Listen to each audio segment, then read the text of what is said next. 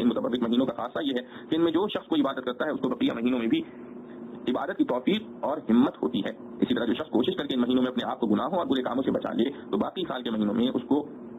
ان برائیوں سے بچنا آسان ہو جاتا ہے. اس لیے ان مہینوں سے فائدہ نہ اٹھانا ایک عظیم نقصان ہے. یہاں تک مشرکین مکہ کی خاص رسم جاہلیت کا بیان اور اس کا ابطال تھا. آخر آیت میں پھر اس حکم کا اعادہ ہے جو شروع صورت میں دیا گیا تھا کہ میعاد معاہدہ ختم ہونے کے بعد تمام مشرکین و کفار سے جہاد واجب ہے. دوسری آیت میں بھی اسی رسم جاہلیت کا ذکر اس طرح فرمایا انما النسیء زیادۃ فی الکفر، یعنی نسی مصدر ہے جس کے معنی پیچھے ہٹا دینے اور مؤخر کر دینے کے ہیں اور بمعنی مؤخر بھی استعمال ہوتا ہے. مشرکین عرب نے ان مہینوں کے آگے پیچھے کرنے کو یہ سمجھا تھا کہ اس طرح ہماری اغراض نفسانی بھی فوت نہ ہوں گی اور حکم خداوندی کی تعمیل بھی ہو جائے گی. حق تعالی نے فرمایا کہ یہ تمہارا مہینوں کو مؤخر کرنا اور اپنی جگہ سے ہٹا دینا کفر زیادتی ہے، جس سے ان کفار کی گمراہی اور بڑھتی ہے. وہ شہر حرام کو کسی سال تو حرام قرار دیں اور کسی سال حلال کر لیں. لِيُوَاطِئُوا عِدَّةَ حَرَّمَ اللَّهُ، یعنی تاکہ وہ پوری کر لیں گنتی ان مہینوں کی جن کو اللہ نے حرام قرار دیا ہے. مطلب یہ ہے کہ محض گنتی پوری کر لینے سے تعمیل حکم نہیں ہوتی، بلکہ جو حکم جس مہینے کے لیے دیا گیا ہے اسی مہینے میں اس کو پورا کرنا ضروری ہے. احکام و مسائل مذکورہ آیتوں سے ثابت ہوا کہ مہینوں کی جو ترتیب اور ان مہینوں کے جو نام اسلام معروف ہے وہ انسانوں کی بنائی ہوئی اصطلاح نہیں، بلکہ رب العالمین نے جس دن آسمان و زمین پیدا کیے اسی کی ترتیب اور یہ نام اور ان کے ساتھ خاص خاص مہینوں کے خاص خاص احکام متعین فرما دیے تھے. اس سے یہ بھی معلوم ہوا کہ اللہ تعالیٰ کے نزدیک احکام شرعیہ میں قمری مہینوں کا اعتبار ہے. اسی قمری حساب پر تمام احکام شرعیہ روزہ حج زکوٰۃ وغیرہ دائر ہیں. لیکن قرآن حکیم نے تاریخ و سال معلوم کرنے کے لیے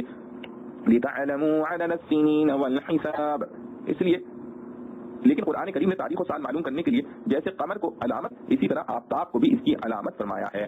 لِتَعْلَمُوا عَدَدَ السِّنِينَ وَالْحِسَابَ، اس لیے تاریخ و سال کا حساب چاند اور سورج دونوں سے جائز ہے. لیکن اللہ تعالیٰ نے اپنے احکام کے لیے چاند کے حساب کو پسند فرمایا اور احکام شرعیہ اس پر دائر فرمائے. اس لیے قمری حساب کا محفوظ رکھنا فرض کفایہ ہے. اگر ساری امت قمری حساب ترک کر کے اس کو بھلا دے تو سب گنہگار ہوں گے، اور اگر وہ محفوظ رہے تو دوسرے حساب کا استعمال بھی جائز ہے. لیکن سنت اللہ اور سنت سلف کے خلاف ضرور ہے، اس لیے بلا ضرورت اس کو اختیار کرنا اچھا نہیں. حساب کو پورا کرنے کے لیے جو نون کا مہینہ بڑھایا جاتا ہے بعض لوگوں نے اس کو بھی اس آیت کے تحت ناجائز سمجھا ہے، مگر وہ صحیح نہیں، کیونکہ جس حساب میں نون کا مہینہ بڑھاتے ہیں اس سے احکام شرعیہ کا تعلق نہیں. اہل جاہلیت قمری اور شرعی مہینوں میں زیادتی کر کے شرعی احکام کو بدلتے تھے، اس لیے ہمیں منع کیا گیا. نون کا کوئی اثر شرعی احکام پر نہیں پڑتا، اس لیے وہ اس ممانعت میں داخل نہیں.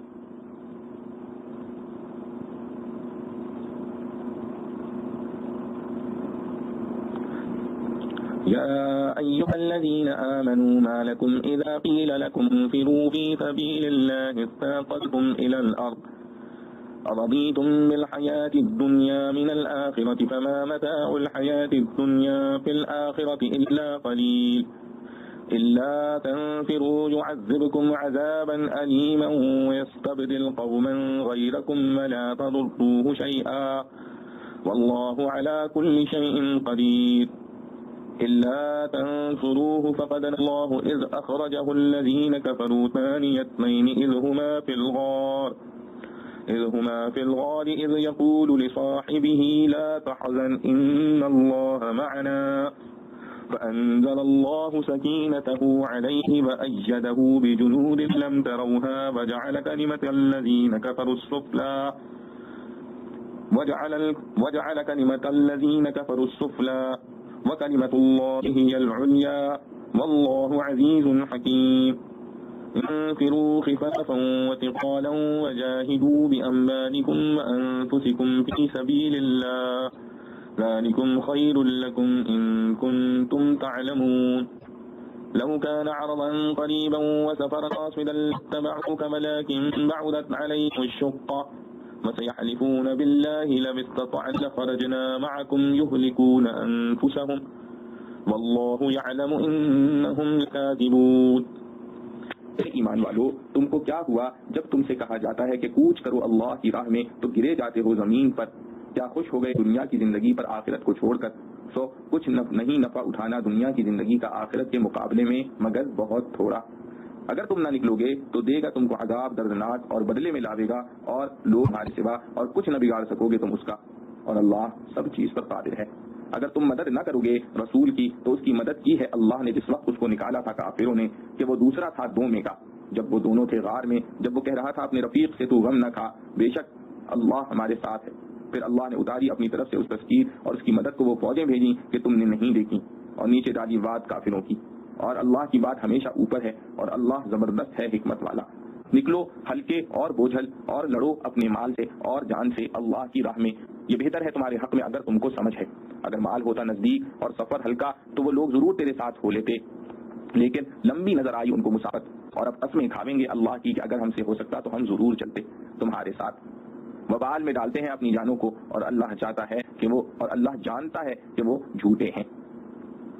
خلاصہ تفسیر: اے ایمان والو، تم لوگوں کو کیا ہوا کہ جب تم سے کہا جاتا ہے کہ اللہ کی راہ میں یعنی جہاد کے لیے نکلو تو تم زمین کو لگے جاتے ہو، یعنی اٹھتے اور چلتے نہیں؟ کیا تم نے آخرت کے عوض دنیاوی زندگی پر قناعت کر لی؟ سو دنیاوی زندگی کا تمتع تو کچھ بھی نہیں، بہت قلیل ہے۔ اگر تم اس جہاد کے لیے نہ نکلو گے تو اللہ تعالیٰ تم کو سخت سزا دے گا، یعنی تم کو ہلاک کر دے گا، اور تمہارے بدلے دوسری قوم پیدا کر دے گا اور ان سے اپنا کام لے گا، اور تم اللہ کے دین کو کچھ ضرر نہ پہنچا سکو گے، اور اللہ کو ہر چیز پر پوری قدرت ہے۔ اگر تم لوگ رسول اللہ صلی اللہ علیہ وسلم کے دین کو، اور اگر تم رسول اللہ صلی اللہ علیہ وسلم کی مدد نہ کرو گے تو اللہ آپ کی مدد کرے گا۔ یہ اللہ تعالیٰ آپ کی مدد اس وقت کر چکا ہے جب کہ جلا وطن کر دیا تھا، جبکہ اس سے زیادہ مصیبت و پریشانی کا وقت تھا، جبکہ آپ کو کافروں نے تنگ کر کر کے مکہ سے جلا وطن کر دیا تھا، جبکہ دو آدمیوں میں ایک آپ تھے اور دوسرے حضرت ابو بکر صدیق رضی اللہ عنہ آپ کے ہمراہ تھے، جس وقت کے دونوں صاحب غار ثور میں موجود تھے، جبکہ آپ اپنے ہمراہی سے فرما رہے تھے کہ تم کچھ غم نہ کرو، یقیناً اللہ تعالیٰ کی مدد ہمارے ہمراہ ہے۔ سو وہ مدد یہ ہوئی کہ اللہ تعالیٰ نے آپ کے قلب پر اپنی طرف سے تسلی نازل فرمائی، اور آپ کو ملائکہ کے ایسے لشکروں سے قوت دی جن کو تم لوگوں نے نہیں دیکھا، اور اللہ تعالیٰ نے کافروں کی بات اور تدبیر نیچی کر دی کہ وہ ناکام رہے، اور اللہ ہی کا بول بالا رہا کہ ان کی تدبیر اور حفاظت غالب رہی، اور اللہ زبردست حکمت والا ہے، اسی لیے اسی کی بات اور حکمت غالب رہی۔ جہاد کے لیے نکل پڑو، خواہ تم تھوڑے سامان سے ہو اور خواہ زیادہ سامان سے ہو، اور اللہ ہی کی راہ میں اپنے مال اور جان سے جہاد کرو، یہ تمہارے لیے بہتر ہے اگر تم یقین رکھتے ہو۔ تو دیر مت کرو، اگر کچھ لگتے ہاتھ ملنے والا ہوتا اور سفر بھی معمولی ہوتا تو یہ منافق لوگ ضرور آپ کے ساتھ ہو لیتے، لیکن ان کو تو مسافت ہی دور دراز معلوم ہونے لگی، اس لیے یہاں ہی رہ گئے۔ اور ابھی جب تم لوگ واپس آؤ گے تو خدا کی قسمیں کھا جائیں گے کہ اگر ہمارے بس کی بات ہوتی تو ہم ضرور تمہارے ساتھ چلتے۔ یہ لوگ جھوٹ بول بول کر اپنے آپ کو تباہ یعنی مستحق عذاب کر رہے ہیں، اور اللہ جانتا ہے کہ یہ لوگ یقیناً جھوٹے ہیں، بلا شبہ ان کو استطاعت تھی اور پھر یہ نہیں گئے۔ معارف و مسائل: آیات مذکورہ میں رسول کریم صلی اللہ علیہ وسلم کے غزوات میں سے ایک اہم غزوے کا بیان اور اس کے ضمن میں بہت سے احکام اور ہدایات ہیں۔ یہ غزوہ غزوہ تبوک کے نام سے موسوم ہے اور رسول کریم صلی اللہ علیہ وسلم کا تقریباً آخری غزوہ ہے۔ تبوک مدینہ کے شمال میں سرحد شام پر ایک مقام کا نام شام اس وقت رومی مسیحیوں کی حکومت کا ایک صوبہ تھا۔ رسول کریم صلی اللہ علیہ وسلم سن 8 ہجری میں جب فتح مکہ اور غزوہ حنین سے فارغ ہو کر مدینہ طیبہ پہنچے تو اس وقت جزیرۃ العرب کے اہم حصے اسلامی حکومت کے زیر نہیں آ چکے تھے، اور مشرکین مکہ کی 8 سالہ مسلسل جنگوں کے بعد اب مسلمانوں کو ذرا سکون کا وقت ملا تھا، مگر جس ذات کے بارے میں اللہ تعالیٰ نے پہلے ہی لِيُظْهِرَهُ عَلَى الدِّينِ كُلِّهِ نازل فرما کر پورے عالم کی فتوحات اور اس میں اپنے دین حق کو غالب کرنے کی بشارت دے دی تھی، اس کو اور اس کے رفقائے کار کو فرصت کہا۔ مدینہ پہنچتے ہی ملک شام سے آنے والے تجارت پیشہ لوگ جو شام سے زیتون کا تیل لا کر مدینہ وغیرہ میں فروخت کیا کرتے تھے، ان لوگوں نے یہ خبر پہنچائی کہ شاہ روم ہرقل نے اپنی فوجیں مقام تبوک میں سرحد شام پر جمع کر دی ہیں، اور فوجیوں کو پورے 1 سال کی تنخواہیں پیشگی دے کر مطمئن اور خوش کر دیا ہے، اور عرب کے بعد قبائل سے بھی ان کی ساز باز ہے۔ ان کا تہیہ یہ ہے کہ مدینہ پر یک بارگی حملہ کریں۔ جب رسول کریم صلی اللہ علیہ وسلم کو اس کی اطلاع پہنچی تو آپ صلی اللہ علیہ وسلم نے یہ ارادہ فرما لیا کہ ان کے حملہ آور ہونے سے پہلے پیش قدمی کر کے وہیں مقابلہ کیا جائے جہاں ان کی فوجیں جمع ہیں۔ یہ زمانہ اتفاق سے سخت گرمی کا زمانہ تھا، اور مدینہ کے حضرات عموماً زراعت پیشہ لوگ تھے، ان کی کھیتیاں اور باغات کے پھل پک رہے تھے جس پر ان کی ساری معیشت اور پورے سال کے گزارے کا مدار تھا۔ اور یہ بھی معلوم ہے کہ جس طرح ملازمت پیشہ لوگوں کی جیبیں مہینے کے آخری دنوں میں خالی ہوتی ہیں، اسی طرح زراعت پیشہ لوگ فصل کے ختم پر خالی ہاتھ ہوتے ہیں۔ ایک طرف افلاس، دوسری طرف قریب آمدنی کی امید، اس پر مزید موسم گرما کی شدت اس قوم کے لیے جس کو ابھی ایک حریف کے ساتھ 8 سال مسلسل جنگوں کے بعد ذرا دم لینے کا موقع ملا تھا، ایک انتہائی صبر آزما امتحان تھا۔ مگر وقت کا تقاضا تھا، اور یہ جہاد اپنی نوعیت میں پہلی سب جنگوں سے اس لیے بھی ممتاز تھا کہ پہلے تو اپنی ہی طرح کے عوام سے جنگ تھی، اور یہاں ہرقل شاہ روم کی تربیت یافتہ فوج کا مقابلہ تھا۔ اس لیے رسول کریم صلی اللہ علیہ وآلہ وسلم نے مدینہ طیبہ کے پورے مسلمانوں کو اس جہاد کے لیے نکلنے کا حکم دیا، اور کچھ آس پاس کے دوسرے قبائل کو بھی شرکت جہاد کے لیے دعوت دی تھی۔ یہ اعلان عام اسلام کے فداکاروں کا ایک سخت امتحان تھا اور منافقوں کا امتیاز بھی۔ اس کے علاوہ لازمی طور پر اسلام کا کلمہ پڑھنے والوں کے مختلف حالات ہو گئے۔ قرآن کریم نے ان میں سے ہر حالت کے متعلق جدا جدا ارشاد فرمائے ہیں۔ ایک حالت ان کامل مکمل حضرات کی تھی جو بلا تردد جہاد کے لیے تیار ہو گئے، دوسرے وہ لوگ جو ابتداءً کچھ تردد کے بعد ساتھ ہو گئے۔ ان دونوں طبقوں کے متعلق قرآن کریم نے فرمایا الذين اتبعوه في ساعة العسرة من بعد ما كاد يزغ قلوب فريق منهم یعنی وہ لوگ قابل مدح ہیں جنہوں نے سخت تنگی کے وقت رسول کریم صلی اللہ علیہ وسلم کا اتباع کیا، بعد اس کے کہ ان میں سے ایک فریق کے قلوب لغزش کرنے لگے تھے۔ تیسری حالت ان لوگوں کی تھی جو کسی صحیح عذر کی بنا پر اس جہاد میں نہ جا سکے۔ اس کے متعلق قرآن کریم نے آیت لَيْسَ عَلَى الضُّعَفَاءِ وَلَا عَلَى الْمَرْضَىٰ میں ان کے عذر کی قبولیت کا اظہار فرما دیا۔ چوتھی قسم ان لوگوں کی تھی جو باوجود کوئی عذر نہ ہونے کے کاہلی کے سبب جہاد میں شریک نہیں ہوئے۔ ان کے متعلق کئی آیتیں نازل ہوئیں۔ آخرون اعترفوا بذنوبهم اور آخرون مرجون لأمر اللہ اور وعلى الثلاثة الذين خلفوا، یہ تینوں آیتیں ایسے ہی حضرات کے بارے میں نازل ہوئی جن میں ان کی کاہلی پر زجر و تنبیہ بھی ہے اور بالآخر ان کی توبہ کے قبول ہونے کی بشارت بھی۔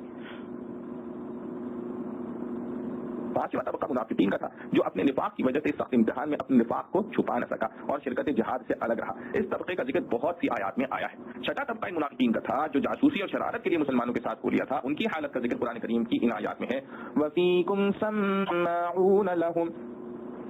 وَلَئِن سَأَلْتَهُمْ لَيَقُولُنَّ وَهَمُّوا بِمَا لَمْ يَنَالُوا، لیکن اس ساری سختی اور تکلیف کے باوجود شرکت جہاد سے بعد رہنے والوں کی مجموعی تعداد پھر بھی برائے نام تھی۔ بھاری اکثریت انہی مسلمانوں کی تھی جو اپنے سارے منافع اور راحت کو قربان کر کے اللہ سبحانہ و تعالیٰ کی راہ میں ہر طرح کی مشقت برداشت کرنے کے لیے تیار ہو گئے۔ اسی لیے اس جہاد میں نکلنے والے اسلامی لشکر کی تعداد 30,000 تھی جو اس سے پہلے کسی جہاد میں نظر نہیں آئی۔ نتیجہ جہاد کا یہ ہوا کہ جب ہرقل بادشاہ روم کو مسلمانوں کی اتنی بڑی جمعیت کے مقابلے پر آنے کی خبر پہنچی تو اس پر روب طاری ہو گیا، مقابلے پر نہیں آیا۔ رسول کریم صلی اللہ علیہ وسلم اپنے فرشتہ قتل صحابہ کرام رضوان اللہ مجمعین کے لشکر کے ساتھ چند روز محاذ جنگ پر قیام کر کے جب مخالف کے مقابلے پر آنے سے مایوس ہو گئے تو واپس تشریف لے آئے۔ جو آیتیں اوپر لکھی گئی ہیں بظاہر ان کا تعلق اس چوتھی جماعت سے ہے جو بغیر کسی صحیح عذر کے اپنی سستی اور کاہلی کی بنا پر شریک جہاد نہیں ہوئے۔ پہلی آیت میں ان کو اس کاہلی اور غفلت پر تنبیہ کی گئی اور اس کے ساتھ ان کی اس مرض غفلت و کاہلی کا سبب اور پھر اس کا علاج بھی ارشاد فرمایا گیا، جس کے ضمن میں یہ بھی واضح ہو گیا کہ دنیا کی محبت اور آخرت سے غفلت تمام جرائم کی بنیاد ہے۔ کیونکہ مرض کا جو سبب اور علاج اس جگہ بیان فرمایا گیا ہے، اگرچہ اس جگہ اس کا تعلق ایک خاص واقعے سے تھا، لیکن اگر غور کیا جائے تو ثابت ہوگا کہ دین کے معاملے میں ہر کوتاہی، سستی اور غفلت اور تمام جرائم اور گناہوں کا اصلی سبب یہی ہے کہ محبت اور آخرت سے غفلت ہے۔ اسی لیے حدیث میں رسول کریم صلی اللہ علیہ وسلم کا ارشاد ہے، حب الدنیا خطیئۃ، یعنی دنیا کی محبت ہر خطا و گناہ کی بنیاد ہے۔ اسی لیے آیت مذکورہ میں فرمایا گیا کہ اے ایمان والو، تمہیں کیا ہو گیا کہ جب تمہیں اللہ کے راستے میں نکلنے کے لیے کہا جاتا ہے تو تم زمین کو لگے جاتے ہو، حرکت کرنا نہیں چاہتے، کیا تم آخرت کے بدلے صرف دنیا کی زندگی پر مطمئن ہو گئے؟ تشخیص مرض کے بعد اس کا علاج اگلے جملے میں اس طرح ارشاد ہوا کہ دنیاوی زندگی سے نفع اٹھانا تو کچھ بھی نہیں، بہت قلیل و حقیر ہے۔ دنیاوی زندگی سے نفع اٹھانا تو کچھ بھی نہیں، بہت قلیل و حقیر ہے، جس کا حاصل یہ ہے کہ بڑی فکر آخرت کی دائمی زندگی کی چاہیے، اور یہ فکر آخرت ہی در حقیقت سارے امراض کا واحد اور مکمل علاج ہے اور انسداد جرائم کے لیے بے نظیر نسخہ اکسیر ہے۔ عقائد اسلام کے بنیادی اصول 3 ہیں، توحید، رسالت اور آخرت۔ ان میں عقیدہ آخرت در حقیقت اصلاح عمل کی روح اور جرائم اور گناہوں کے آگے ایک آہنی دیوار ہے۔ اگر غور کیا جائے تو بدیہی طور پر معلوم ہوگا کہ دنیا میں امن و سکون اس عقیدے کے بغیر قائم ہی نہیں ہو سکتا۔ آج کی دنیا میں مادی ترقیات اپنے شباب کو پہنچی ہوئی ہیں، جرائم کے انسداد کے لیے بھی کسی ملک و قوم میں مادی تدبیروں کی کوئی کمی نہیں، کی جکڑ بندی اور اس کے لیے انتظامی مشینری روز بروز ترقی پر ہے، مگر اس کے ساتھ یہ بھی آنکھوں دیکھا حال ہے کہ جرائم ہر جگہ اور ہر قوم میں روز بروز ترقی ہی پر ہیں۔ ہماری نظر میں اس کی وجہ کے سوا نہیں کہ مرض کی تشخیص اور علاج کا رخ صحیح نہیں۔ مرض کا سرچشمہ مادہ پرستی اور مادیات میں انہماک اور آخرت سے غفلت و اعراض ہے، اور اس کا واحد علاج ذکر اللہ اور آخرت کی فکر ہے۔ جس وقت اور جس جگہ بھی دنیا میں سختی نسخے کا استعمال کیا گیا، پوری قوم اور اس کا معاشرہ صحیح انسانیت کی تصویر بن کر فرشتوں کے لیے قابل رشک ہو گیا۔ عہد رسالت صلی اللہ علیہ وسلم اور عہد صحابہ کرام رضوان اللہ مجمعین کا مشاہدے کے لیے کافی دلیل ہے۔ آج کی دنیا جرائم کا انسداد تو چاہتی ہے، مگر خدا و آخرت سے غافل ہو کر چاہتی ہے اور قدم قدم پر ایسے سامان جمع کرتی ہے جس میں رہ کر خدا و آخرت کی طرف دھیان بھی نہ آئے۔ تو اس کا لازمی نتیجہ وہی تھا جو آنکھوں کے سامنے آ رہا ہے کہ بہتر سے بہتر قانون اور قانونی مشینریاں سب فیل نظر آتی ہیں۔ جرائم اپنی جگہ نہ صرف موجود بلکہ روز بروز طوفانی رفتار سے بڑھ رہے ہیں۔ کاش ایک مرتبہ عقلاء دنیا اس پرانی نسخے کو استعمال کر کے دیکھیں تو انہیں معلوم ہو کہ کس قدر آسانی کے ساتھ جرائم پر قابو پائے۔ دوسری آیت میں سستی اور کاہلی برتنے والوں کو ان کے مرض اور علاج پر متنبہ کرنے کے بعد آخری فیصلہ یہ بھی سنا دیا کہ اگر تم جہاد کے لیے نہ نکلے تو اللہ تعالیٰ تمہیں دردناک عذاب میں مبتلا کر دیں گے اور تمہاری جگہ کسی اور قوم کو کھڑا کر دیں گے، اور دین پر عمل نہ کرنے سے تم اللہ کو یا اللہ کے رسول صلی اللہ علیہ وسلم کو کوئی نقصان نہ پہنچا سکو گے، کیونکہ اللہ تعالیٰ ہر چیز پر قادر ہے۔ تیسری آیت میں رسول کریم صلی اللہ علیہ وسلم کی ہجرت کا واقعہ پیش کر کے یہ بتلا دیا گیا کہ اللہ تعالیٰ کا رسول صلی اللہ علیہ وسلم کسی انسان کی نصرت و امداد کا محتاج نہیں۔ اللہ تعالیٰ آپ صلی اللہ علیہ وسلم کو براہ راست غیب سے امداد پہنچا سکتے ہیں، جیسا کہ ہجرت کے وقت پیش آیا جب آپ صلی اللہ علیہ وسلم کو آپ صلی اللہ علیہ وسلم کی برادری اور اہل وطن نے وطن سے نکلنے پر مجبور کر دیا۔ سفر میں آپ کا رفیق بھی ایک صدیق رضی اللہ عنہ کے سوا کوئی نہ تھا۔ دشمنوں کے پیادے اور سوار تعاقب کر رہے تھے۔ آپ صلی اللہ علیہ وسلم کی جائے پناہ بھی کوئی مستحکم قلعہ نہ تھا بلکہ ایک غار تھا جس کے کنارے تک تلاش کرنے والے دشمن پہنچ چکے تھے، اور رفیق غار ابو بکر رضی اللہ عنہ کو اپنی جان کو غم نہ تھا مگر اسی تہم رہے تھے کہ یہ دشمن سردار دو عالم صلی اللہ علیہ وسلم پر حملہ آور ہو جائیں گے، مگر رسول اللہ صلی اللہ علیہ وسلم کو ثبات بنے ہوئے نہ صرف خود مطمئن تھے بلکہ اپنے رفیق صدیق رضی اللہ عنہ کو فرما رہے تھے لا تحزن ان اللہ معنا، تم غمگین نہ ہو کیونکہ اللہ ہمارے ساتھ ہے۔ یہ بات کہنے کا تو دو لفظ ہیں جن کا بولنا کچھ مشکل نہیں، مگر سننے والے حالات کا پورا نقشہ سامنے رکھ کر دل پر ہاتھ رکھ کر دیکھے کہ محض مادیات پر نظر رکھنے والے سے یہ اطمینان ممکن ہی نہیں۔ اس کا سبب اس کے سوا نہ تھا جس کو قرآن نے اگلے جملے میں ارشاد فرمایا کہ اللہ تعالیٰ نے آپ صلی اللہ علیہ وسلم کے قلب مبارک پر تسلی نازل فرمائی اور ایسے لشکروں سے آپ صلی اللہ علیہ وسلم کی امداد فرمائی جن کو تم لوگوں نے نہیں دیکھا۔ یہ لشکر فرشتوں کے لشکر بھی ہو سکتے ہیں اور پورے عالم کی قوتیں خود بھی خدائی لشکر ہیں، وہ بھی ہو سکتی ہیں، جس کا نتیجہ یہ ہوا کہ بالآخر کفر کا کلمہ پست ہو کر رہا اور اللہ ہی کا بول بالا ہوا۔ چوتھی آیت میں پھر تاکید کے طور پر اس حکم کا اعادہ فرمایا کہ جب رسول اللہ صلی اللہ علیہ وسلم نے تم لوگوں کو جہاد کے لیے نکلنے کا حکم دے دیا تو تم پر نکلنا ہر حال میں فرض ہو گیا اور اس حکم کی تعمیل ہی ہماری ہر بھلائی کا انحصار ہے۔ پانچویں آیت میں جہاد میں بوجہ غفلت و سستی شریک نہ ہونے والوں کے ایک عذر کا بیان کر کے اس کی تردید کی گئی ہے کہ یہ عذر قابل قبول نہیں، کیونکہ اللہ تعالیٰ نے ان کو جو اختیار اور قدرت عطا فرمائی تھی انہوں نے اس کو اللہ کی راہ میں مقدور بھر استعمال نہیں کیا، اس لیے عدم استطاعت کا عذر ہی نہیں۔